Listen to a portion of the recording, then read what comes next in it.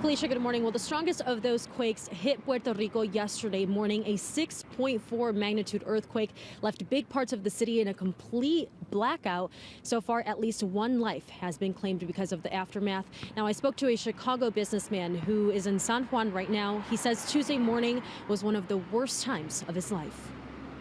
And the building swayed like it was like waving like a flag.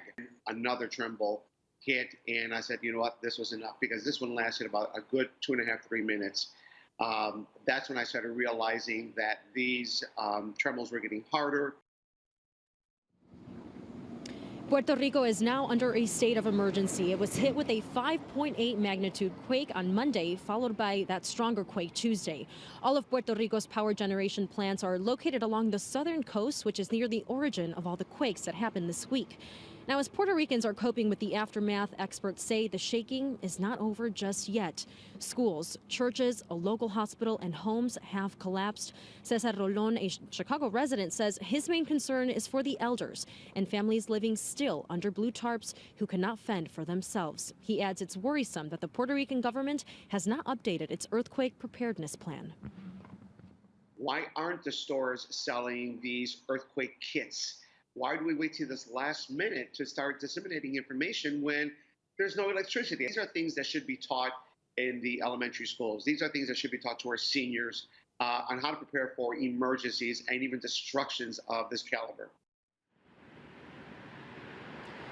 Now, officials hope to restore the power on the entire island by no longer than this weekend. Of course, we'll stay on top of that story. But coming up in the next hour, we're going to be talking about how Chicagoans can donate, can help from here at home.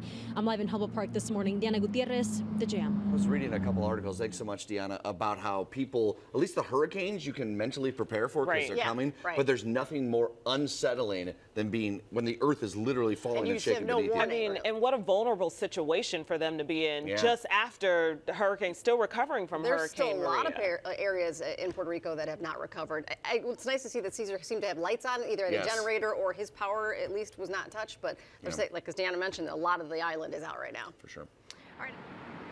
Hey, Amy, good morning. Since December 28th, more than 500 earthquakes have hit Puerto Rico. Now, out of those, more than 30 have been of a magnitude 4 or above. Now, one local woman who I spoke to earlier this morning, who's in San Sebastian right now, says the aftermath is the hardest thing to deal with.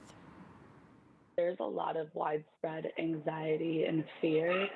And I mean, I think people are obviously like happy when they get through an earthquake, but I don't think anyone's ever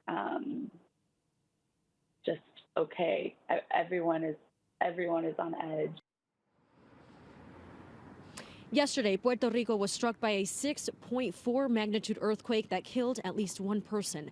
It happened early in the morning and was strong enough to awake those who were sleeping. Many families have taken refuge because their homes, a local church, and a local hospital have collapsed. Lisian Rodriguez experienced the quake, and she says it's now a waiting game on when the next one is going to hit. It's the worst feeling. I'm telling you, as someone who's exhausted right now, because I woke up like every half hour. And so you do little power naps, and I see a sense of community. I see a sense of like deep spirituality permeating through every event, just because there's so much unknown.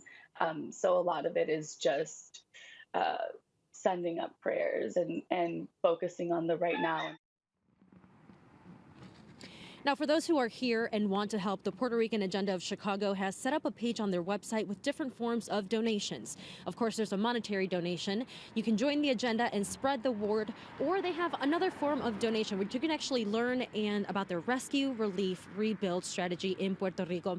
Now, of course, there's a ton of other organizations. There's a Hispanic Federation, there's Casa Pueblo, that are all working together from Chicago, from local areas, to send aid and help those in Puerto Rico. Now, right now, we know experts say that in the coming days, there's a 7% chance that aftershocks will be felt stronger than that 6.4 magnitude earthquake that hit Tuesday morning. I'm live in Humboldt Park this morning. Danna Gutierrez, The Jam.